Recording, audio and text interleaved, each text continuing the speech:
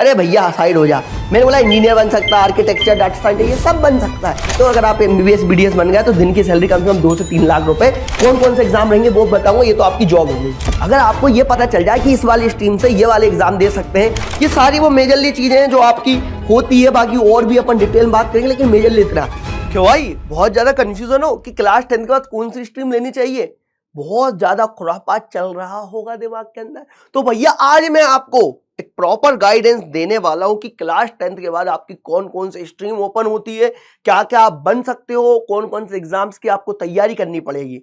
मुझे पता है कि आपने बहुत सारे लोगों से सुन के रखा कि भैया मैथ्स ले लो या फिर साइंस ले लो, क्योंकि उनको ज्यादा नॉलेज नहीं है। मैं आज आपको क्लास 10 के बाद कितने स्ट्रीम ले सकते हो और क्या क्या जॉब आप अचीव कर सकते हो, कौन कौन से एग्जाम की तैयारी करनी पड़ेगी और कैसे तैयारी करोगे, वो सारी चीज का डिस्कस करूंगा। आज मैं आपको ये वीडियो देने वाला हूं जो सबसे इंपॉर्टेंट वीडियो होने वाली है हर वो क्लास 10 के बाद के बच्चों को जो स्ट्रीम लेने में कंफ्यूजन है। आपको ये भी बताऊंगा कि बस आप इंजीनियर और डॉक्टर ही नहीं बन सकते हो, मैथ्स लेने के बाद इंजीनियर ही नहीं बनते, बायोलॉजी लेने के बाद केवल डॉक्टर ही नहीं बनते। सारी चीजें मैं बताऊंगा कि इस सब्जेक्ट से आप कैसे कैसे क्या क्या बन सकते हो, कौन कौन से एग्जाम्स देने पड़ेंगे, उसका लेवल ऑफ पैटर्न वगैरह सारी चीज की बात करूंगा। डोंट वरी, ठीक है ना। तो मैं बोल रहा हूं कि आपको स्ट्रीम लेने का मतलब ये नहीं होता कि कुछ भी ले लिया, कॉम्पिटेटिव एग्जाम में जाना है, क्या माइंडसेट रखना है, ये सारी चीजें क्लियर। और आपसे आपने स्कूल में सुना होगा, आपने किसी फ्रेंड या रिश्तेदार सुना होगा, भैया स्ट्रीम लेने वक्त सोच लो। भैया बच्चा सोचे क्या अगर उसको पता ही नहीं है कि कौन सी स्ट्रीम से क्या क्या बन सकता है। अगर आपको ये पता चल जाए कि इस वाली स्ट्रीम से ये वाले एग्जाम दे सकते हैं और एग्जाम की मैं तैयारी कर सकता हूं, तो आप थोड़ा ओपन रहोगे। हाँ यार मैं ये भी कर सकता हूं, मैं ये भी कर सकता हूं, अच्छा मुझे अब ये स्ट्रीम लेनी चाहिए। किसी के बात में नहीं आना, पहले आप हर एक चीज ध्यान से सुनना, आज की जो वीडियो में बताऊंगा। मैंने बात करी बेसिकली आपके पास 10th के बाद 4 स्ट्रीम ओपन हो जाती है। मैंने किस किस की बात कही, 4 स्ट्रीम। पहली आपकी साइंस, सेकंड आपकी कॉमर्स, आर्ट और ह्यूमैनिटीज, स्किल बेस्ड कोर्स। मुझे पता है बच्चों को ये वाली पता है और ये वाला नाम पता है, लेकिन ये वाला और ये वाला नाम बच्चों को बहुत कम पता होता है। तो इनकी 4 चीज की भी बातें करूंगा मैं। जिनका थोड़ा थोड़ा कम मैथ साइंस में इंटरेस्ट है तो वो ये भी ले सकता है, ऐसा नहीं कि मैथ साइंस नहीं लिया तो भी आपका काम नहीं होगा, हो जाएगा। तो आपको सभी को पता होगा कि सर साइंस होता है, साइंस के अंदर 2 कैटेगरी आती है, एक मैथमेटिक्स एक बायोलॉजी। सब बताऊंगा, सब्र करो। तो मैं बोल रहा हूं कि आप केवल ये 2 को नाम मत सुनो, ये 2 नाम के बारे में भी आप जान के रखो कि आपका दिमाग ओपन रहे। थोड़ा पढ़े लिखे बच्चों की तरह ही रिएक्ट करोगे तो ज्यादा बेटर रहेगा। तो मैंने क्या बोला, बेसिकली 4 स्ट्रीम होती है, साइंस की, कॉमर्स की, आर्ट्स ह्यूमैनिटीज की, और स्किल बेस्ड कुछ कोर्सेस होते हैं जो 10th के बाद डिप्लोमा वगैरह करते हैं, उनकी बात कर रहा हूं, सब बताऊंगा। सबसे पहले मैं साइंस स्ट्रीम की बात कर रहा हूं। साइंस स्ट्रीम के अंदर मेरी बात सुनना, सबसे पहली बात है ना, आपके मेजरली सब्जेक्ट्स होते हैं आपके फिजिक्स, आपके केमिस्ट्री और मैथमेटिक्स, और अपन बोल दिए बायोलॉजी, है ना। जो बच्चा मैथमेटिक्स लेता है उसको अपन पीसीएम बोल देते हैं, जो बच्चा बायोलॉजी लेता है अपन उसको पीसीबी बोल देते हैं, ठीक है ना। करियर ऑप्शन बहुत ज्यादा जरूरी होता है, मैंने पहले ही बोला।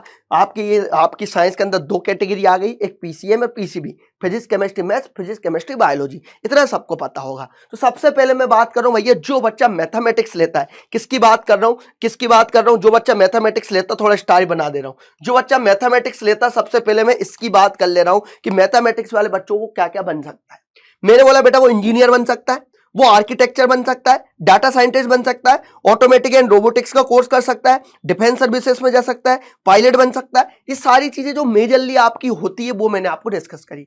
ये सारी वो मेजरली चीजें हैं जो आपकी होती है, बाकी और भी अपन डिटेल में बात करेंगे, लेकिन मेजरली इतना बच्चों को इसके बारे में पता होता है और बच्चों को ज्यादातर इसके बारे में पता होता है। लेकिन architecture, data scientist, robotics, pilot, इनके बारे में नहीं पता होता है। तो ये सारे एग्जाम भी आप मैथ्स लेने के बाद दे सकते हो। कौन कौन से एग्जाम रहेंगे वो बताऊंगा, ये तो आपकी जॉब हो गई, है ना। इसके साथ साथ मैंने बोला कि अगर किसी बच्चे को इंजीनियर ही बनना है तो बेटा एक एग्जाम होता है आपका JEE करके। JEE अगर एग्जाम आप निकालते तो आपको इंजीनियर कॉलेज मिलता है, तब आप इंजीनियर बनते हो। उसके बाद मैंने बोला NDA का एग्जाम होता है, नेशनल डिफेंस एकेडमी का, जिसके थ्रू आप आर्मी, नेवी और एयरफोर्स में आप ऑफिसर बनते हो। यहां पे अगर आपका सीधा एग्जाम होता है, एग्जाम के बाद आपका इंटरव्यू होता है, इंटरव्यू के बाद आप है ना 12th क्लास के जैसे पास आउट हो गए, आपको 1.5 से 2 लाख रुपए महीने की सैलरी मिलती है अगर आप डिफेंस में जाते हो तो। ऑफिसर रैंक की बात कर रहा हूं, आर्मी के वो नीचे वाली लोअर वर्ड रैंक होती है उनकी बात नहीं कर रहा हूं। साथ ही में आपके पास CDS की एग्जामिनेशन कर सकते हो, कंबाइंड डिफेंस सर्विसेज का एग्जाम होता है जो ग्रेजुएशन के बाद होता है। हो सके आपने क्या किया, JEE ले लिया, इंजीनियर बन गए, इंजीनियरिंग में आपको मजा नहीं आ रहा है ना, या फिर कुछ भी आपका इशू आ रहा, तो आप इंजीनियरिंग के बाद CDS की तैयारी भी कर सकते हो। यहां से भी आप ऑफिसर बनते हो, सेम जैसे एनडीए में बनते हो, ठीक है ना। उसके बाद भैया national aptitude test in architecture होता है। आर्किटेक्ट इंजीनियर जिनको बनना होता है या फिर आर्किटेक्चर में घुसना होता है, उसके लिए आपका एनए का एग्जाम होता है, तो आप उसकी तैयारी कर सकते हो। क्लियर? ये आपको समझ में आया मैंने क्या बोला? मैथ्स वाला बच्चा इंजीनियर, है ना। अभी इधर इधर बेटा, बेटा इधर आ। अरे भैया साइड हो जा। मैंने बोला इंजीनियर बन सकता है, आर्किटेक्चर, डाटा साइंटिस्ट, ये सब बन सकता है, ये सारी चीजें बन सकता है। इसके लिए मैंने आपको मेजर एग्जाम बता दी, 1 2 3 4 मेजर एग्जाम होते हैं। इन 4 में से आप कोई भी एक एग्जाम पकड़ के चलो, उनकी तैयारी आपको करना है, ठीक है ना। अब मैं बात कर रहा हूं आगे की, जो बच्चा बायोलॉजी लेता है, जो बच्चा क्या करता है, जो बच्चा बायोलॉजी लेता है उसके लिए क्या क्या अपॉर्चुनिटीज मिलती है, उन सबकी मैं आप डिस्कस करूंगा। बायोलॉजी लेने के बाद बेटा आप डॉक्टर बन सकते हो, आप डेंटिस्ट बन सकते हो, फार्माकिस्ट बन सकते हो, आप साइकोथेरेपिस्ट बन सकते हो, मेडिकल रिसर्चर बन सकते हो। भैया बायोलॉजी लेने का मतलब यही नहीं हुआ कि आप बस डॉक्टर बन रहे हो, किसी एक चीज में स्पेशलिस्ट बन दिया कर लिया तो आप उसके स्पेशलिस्ट बन जाओगे, है ना। मेडिकल रिसर्चर का मतलब ये होता है आपने बायोलॉजी लिया, बायोलॉजी लेने के बाद आप क्या किसी भी, जैसे कि आपने देखा होगा पैरासीटामोल की दवाई वगैरह चल रही है ना, इसी का आपने अलग अलग फॉर्मूला यूज करके सेम पैरासीटामोल जैसे आपने एक दवाई और बना दी लैब में लेके, तो आपने वो दवाई बना दी ना, पीढ़ियां पैसे खाएंगी और वो करोड़ों में पैसे आते हैं इनके, कंपनी इतने पैसे देती है। उस साथ में बायोलॉजी लेने के बाद बहुत सारे बच्चे ने सुना एग्रीकल्चर में घुस सकते हैं, तो एग्रीकल्चर को मैंने थोड़ा कम रखा है क्योंकि एग्रीकल्चर के बारे में सबको पता है, इसलिए मैंने एग्रीकल्चर का थोड़ा कम रखा। एग्रीकल्चर का मतलब जो आपके डॉक्टर होते हैं ना, तो वही फसल के, जो आपके पास जो खेती बाड़ी के जो डॉक्टर होते हैं उसको अपन एग्रीकल्चर डॉक्टर बोल देते हैं। इसी के साथ साथ बेटा आप, ऐसा नहीं है, वेटनरी डॉक्टर भी बन सकते हो, आपके कम नंबर आते हैं तो आप वेटनरी डॉक्टर भी बन सकते हो। बहुत सारी फील्ड ओपन हो जाती है, तो डॉक्टर के साथ डॉक्टर की फील्ड आ गई है sir, doctor field veterinary doctor हो गया, ये वाला डॉक्टर एमबीबीएस और अलग अलग डॉक्टर हो गए। लेकिन मैं बताया था डेंटिस्ट भी बन सकते हो, है ना, साथ में मेडिकल रिसर्चर भी कर सकते हो आप तैयारी। ऐसा नहीं कि आप सिर्फ आपको ये डॉक्टरी बनने के लिए तैयारी करना है, ऐसा नहीं। अब मैंने आगे की बात करी, भैया इसके लिए क्या करना पड़ता है। सबसे मेन नीट एग्जाम के बारे में आपने सुना होगा, नीट एग्जाम सभी को पता होगा। अगर आप बायोलॉजी लेते हो तो आपको नीट एग्जाम करना है, जहां से आप एमबीबीएस और बीडीएस बनते हो। और अगर आप एमबीबीएस बीडीएस बन गए तो दिन की सैलरी कम से कम 2 से 3 लाख रुपए मिलेगी, दिन की सैलरी, ये मंथली नहीं, दिन की सैलरी बता रहा हूं। उसके बाद आप एम्स वाले एंट्रेंस एग्जाम भी दे सकते हो, AIIMS entrance, top medical institute अब नीट में मर्ज हो चुका है। मतलब ये पहले एम्स के एग्जाम होते थे, ये नीट में मर्ज हो चुका। मतलब बायोलॉजी वालों का एक ही सहारा है, दैट इज नीट। और नीट के बाद बेटा मैं आप सभी को बता दे रहा हूं, ऐसा नहीं कि नीट को आपको क्वालिफाई करना है ना। नीट में अगर आपका 700 नंबर का पेपर होता है बेटा, अगर आपके 700 में से नंबर, आपके नंबर कम ज्यादा हो, जैसे कि 600 आ गए, किसी के 500 आ गए, किसी के 400 आ गए, है ना। पहली बात तो अगर आपका नीट क्लियर हो जाता that is well and good, नहीं होता तो आप किसी भी एक स्पेशल कॉलेज को आप लेके आप डेंटिस्ट वगैरह बन सकते हो, है ना, आप वेटनरी डॉक्टर बन सकते हो, आप किसी भी मेडिकल रिसर्च की जगह आप काम कर सकते हो। तो ये नीट के एक स्कोर पर डिपेंड करता है। आ जाओ, अब मैं बात करूं भैया कॉमर्स स्ट्रीम की बात करो, जो बच्चे ने दिमाग के अंदर रखा है कि मुझे कॉमर्स स्ट्रीम लेनी है, तो उसके लिए क्या क्या करियर अपॉर्चुनिटीज रहती है, उनकी मैं बात कर रहा हूं। आ जाओ, सबसे पहले मैंने बात करी इसके अंदर सब्जेक्ट कौन से होते हैं। कॉमर्स स्ट्रीम के अंदर आपको पढ़ना क्या पड़ता है। मैथ्स में जैसे आपको फिजिक्स केमिस्ट्री मैथ्स पढ़ना पड़ता है, बायोलॉजी में फिजिक्स केमिस्ट्री बायोलॉजी पढ़ना पड़ता है, हिंदी इंग्लिश तो सबका कॉमन है। उसी प्रकार से आपको कॉमर्स के अंदर अकाउंटेंसी पढ़ना पड़ता है, बिजनेस स्टडीज पढ़ना पड़ता है और इकोनॉमिक्स पढ़ना पड़ता है। अब इसके साथ साथ सर क्या ये कॉमर्स का कम होता है क्या मैथ साइंस से? ऐसा नहीं है, सब फील्ड बराबर है अपनी जगह पे। ऐसा नहीं कि मैथ्स और साइंस वाले ही सब कुछ करते, कॉमर्स वाले नहीं कर सकते, नहीं, कॉमर्स वाले भी बहुत सी चीजें फोड़ते हैं, वो बताने वाला हूं। मैंने बोला सबसे पहले कॉमर्स वाला चार्टेड अकाउंट बन सकता है, बिजनेस मैनेजर बन सकता है, बैंकर बन सकता है। सबसे इंपॉर्टेंट बैंकर की बात करें, सबसे इंपॉर्टेंट बैंकिंग की जिसको तैयारी करना सबसे इंपॉर्टेंट, चार्टेड अकाउंट सबसे इंपॉर्टेंट जिसको तैयारी करना, ये दो तो सबसे इंपॉर्टेंट है। बैंकिंग में वही 1.5 से 2 लाख रुपए मंथ की सैलरी आराम से इजीली, चार्टेड अकाउंट में 3 से 4 लाख की सैलरी इजीली, है ना। फाइनेंशियल एनालिस्ट बन सकता है, फाइनेंशियल एडवाइजर बन सकता है, एंटरप्रेन्योर बन सकता है, लोगों को गाइड कर सकता है। ये सारी चीजें भैया आप कर सकते हो कॉमर्स से।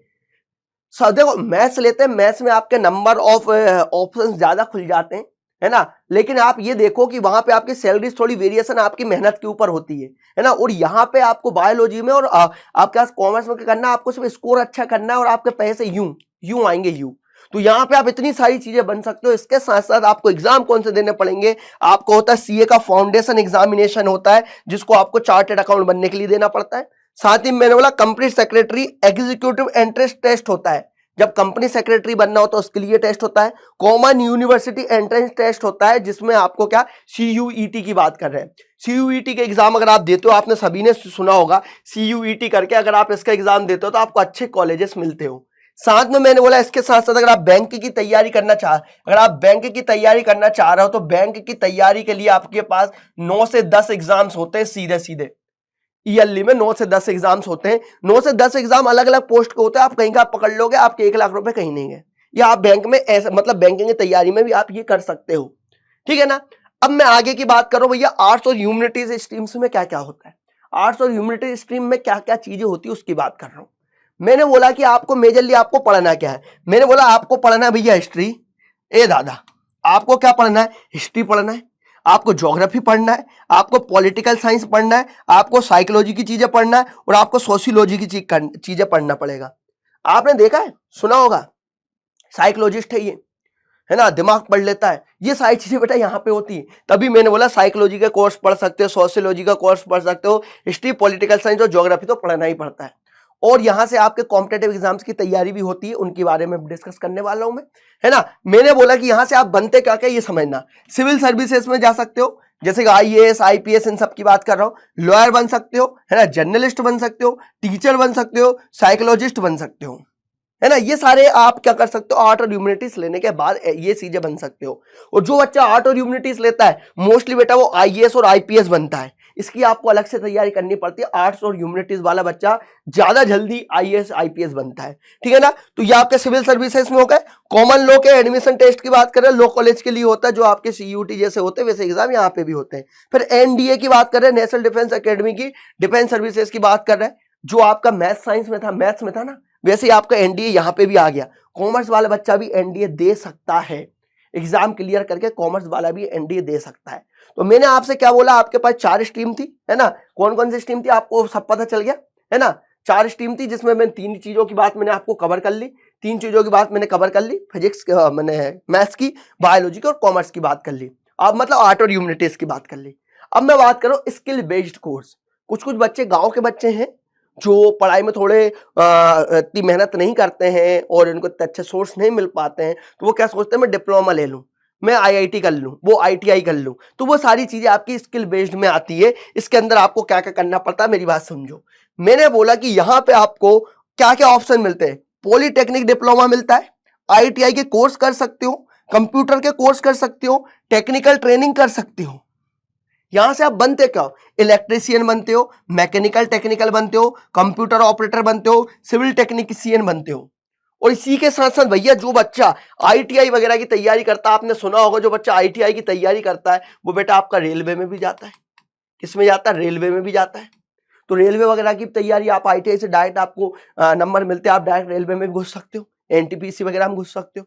तो मैं बोल रहा हूँ जो स्किल बेस्ड होता है उसको अपन क्या बोलते हैं, 10th के बाद डायरेक्ट आपका डिप्लोमा, या तो आप ITI में करो या पॉलीटेक्निक डिप्लोमा करो या कंप्यूटर का कोई कोर्स करो या फिर टेक्निकल की कोई भी ट्रेनिंग वगैरह करोगे 2 से 3 साल का, तो डायरेक्ट डिप्लोमा। आपने सुना होगा डिप्लोमा होल्डर है, तो डिप्लोमा वाला ऐसा करता है 10th के बाद 11th 12th नहीं पढ़ता है, डायरेक्ट डिप्लोमा करता है। सीधी सिंपल बात यह है कि आपको पढ़ाई ना करते हो, एक ही चीज दे दी, उसी चीज में आपको तैयारी करनी है, आप उसी चीज के बारे में पढ़ते जाओ, आप पढ़ाई लिखाई छोड़ के उसी चीज की तैयारी करते जाओ। समझ में आई सभी को? बहुत बढ़िया। मैंने आपको बात बताई 4 स्ट्रीम की। अब देखो अपन ने ये 4 चीज की बात करी, भैया इधर आओ। अपन ने ये 4 चीज की बात करी कि आप 4 चीज के दिमाग आपका ओपन हुआ, थोड़ा इन चारों से रिलेटेड दिमाग ओपन हुआ। मैंने क्या क्या बात करना चाह रहा था, मैथ्स साइंस मतलब आपका मैथ्स बायोलॉजी ये साइंस के अंदर आ गया। कंप्यूटर और कॉमर्स के अंदर अपन ने देखा चार्टेड अकाउंट देखा, अलग अलग चीजें देखी, वो देखी, बैंकिंग देखी, उसका आर्ट्स ह्यूमैनिटीज में IAS IPS देखा, है ना। स्किल बेस्ड में अपन ने कोई डिप्लोमा वगैरह की बातें करी। तो मैं आप सभी से बेटा एक ही बात बोलूंगा कि मैंने आज आपको यहाँ पे ओपननेस बताई है कि आपको कौन से एग्जाम की आप कैसे कैसे तैयारी कर सकते हैं, इन सबकी बात करी, कैसी कैसी स्ट्रीम होती। तो आप एक बात का जरूर ध्यान रखना, आप अपने इंटरेस्ट के हिसाब से स्ट्रीम लो, किसी के बोलने पे मत लो कि बेटा मैथ्स ले ले, कि बेटा आप कॉमर्स ले लो, बेटा बायोलॉजी ले लो। ऐसा मत करना, ऐसा मत करना कि सर ऐसा है कि मैं मैथ्स ही ले लेता हूं, पापा ने बोला इसलिए मैथ्स ले रहा हूं, मेरी बड़ी दीदी ने लिया था इसलिए मैथ्स ले रहा हूं, बड़ी दीदी ने कॉमर्स लिया था इसलिए ले रहा हूं। ऐसा नहीं, आपको जो सही लगे। आप अब ये मत देखना कि मेरा बेस्ट फ्रेंड कॉमर्स में जा रहा है और मुझे मैथ्स में इंटरेस्ट है तो उसके चक्कर में आप कॉमर्स में चलेगा 2 साल बिताने के लिए। आपका जिंदगी का सवाल है, सोच समझ के आप इसको बिल्कुल एक्ट करना।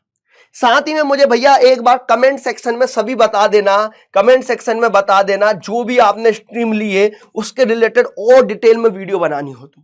अभी मैंने आपको यहाँ पे क्या बताया कि कौन सी स्ट्रीम से क्या क्या होता है। अगर आपको ऐसा लगता है कि सर मैंने क्या लिया, मैंने मैथ सब्जेक्ट लिया, तो मुझे मैथ्स के बारे में फुल बता दो, फुल चीजें बता दो, मैथ्स से मैं क्या क्या कर सकता हूँ पूरी चीजें बता डालो। मैं बायोलॉजी ले रहा हूँ सर, बायोलॉजी से मैं क्या क्या कर सकता हूँ सर, आप पूरी चीजें बता दो A to Z।